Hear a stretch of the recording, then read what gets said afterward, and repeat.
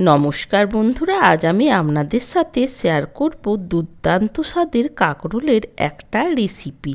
পুরো ভিডিওটা দেখার অনুরোধ থাকলো। নিলাম 4 পিস কাঁকরোল। কাঁকরোলের ওপরের কাটা কাটা অংশটা কেটে তারপর এইরকমভাবে কেটে নিয়েছি, আর সাথে নিয়েছি 1 পিস আলু। আলুটাও এইরকম ছোট করে ডুমো করে কেটে নিয়েছি।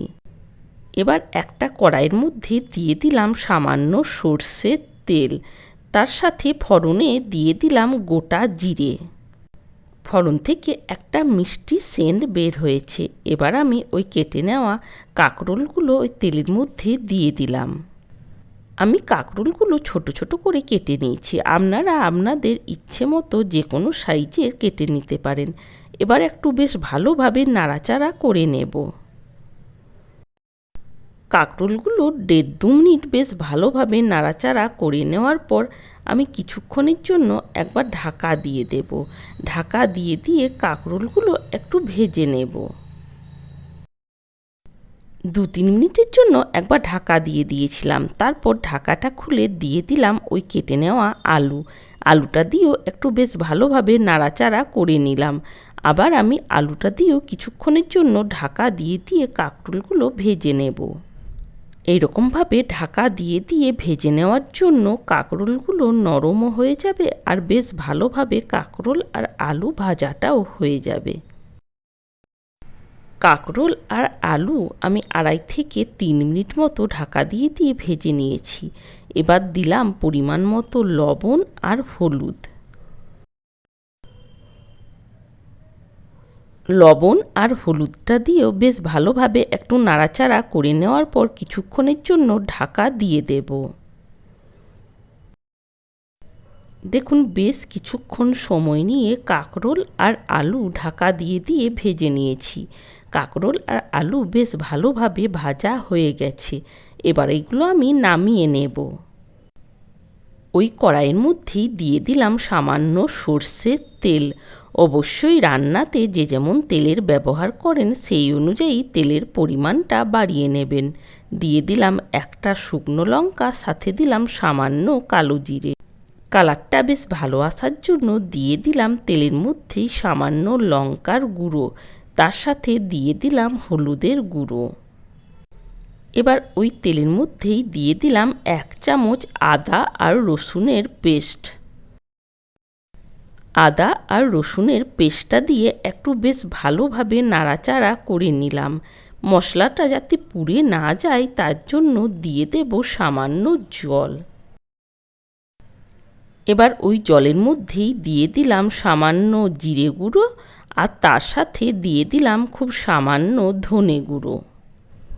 জিরে আর ধনে গুঁড়োটা দিয়ে বেশ ভালোভাবে কষিয়ে নেব। আর এইদিকে এই রেসিপিতে দেওয়ার জন্য আমি একটা মশলা বানিয়ে নিয়েছি। দেখুন এই মশলাটা আমি কিভাবে বানিয়েছি।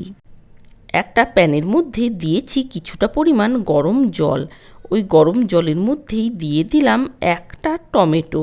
তার সাথে দিলাম একটা ছোট সাইজের পেঁয়াজ, আর দিয়ে দিলাম সামান্য চিংড়ি। এবার এইগুলো সব কিছু আমি ঢাকা দিয়ে কিছুক্ষণের জন্য সেদ্ধ করে নেব। এইগুলো প্রায় 5 থেকে 6 মিনিট মতো সময় নিয়ে সেদ্ধ করে নিয়েছি। এবার জল থেকে এইগুলো তুলে নেব। তারপর ঠান্ডা হয়ে যাওয়ার পর একটা পেস্ট বানিয়ে নেব। আর এই জলটাও আমি রান্নাতে কাজে লাগিয়ে নেব, ফেলে দেব না। এইগুলো ঠান্ডা হয়ে গেছে, এবার একটা পেস্ট বানিয়ে নেব। দেখুন এইদিকে সব কিছু মশলা বেশ ভালোভাবে কষানো হয়ে গেছে। এবার আমি এর মধ্যে দিয়ে দিলাম ওই বানিয়ে রাখা মশলার পেস্ট। পেঁয়াজ, টমেটো আর চিংড়ি মাছ দিয়ে যে পেস্টটা বানিয়ে নিয়েছিলাম ওই পেস্টটা এর মধ্যে দিয়ে বেশ ভালোভাবে কষিয়ে নেব।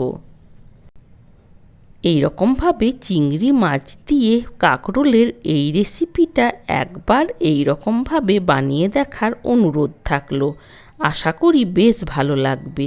এবার দিয়ে দিলাম সামান্য কিছু কসুরি মেথি। কসুরি মেথিটা দিয়েও বেশ ভালোভাবে একটু নাড়াচাড়া করে কষিয়ে নিলাম। মশলা বেশ ভালোভাবে কষানো হয়ে গেছে। এবার ভেজে নেওয়া কাঁকরোল আর আলুটা এর মধ্যে দিয়ে দিলাম। টমেটো, পেঁয়াজ আর চিংড়ি মাছ বেশ ভালোভাবে সেদ্ধ করা ছিল, তাই মশলাটা খুব বেশি সময় নিয়ে কষানোর দরকার নেই। তাও আমি প্রায় 5 থেকে 6 মিনিট মতো সময় নিয়ে মশলাটা বেশ ভালোভাবে কষিয়ে নিয়েছি। এবার পেঁয়াজ, টমেটো আর চিংড়ি মাছটা যে জলটার মধ্যে সেদ্ধ করেছিলাম ওই জলটা এর মধ্যে দিয়ে দিলাম, আর দিয়ে দিলাম আরও 1 কাপ মতো জল।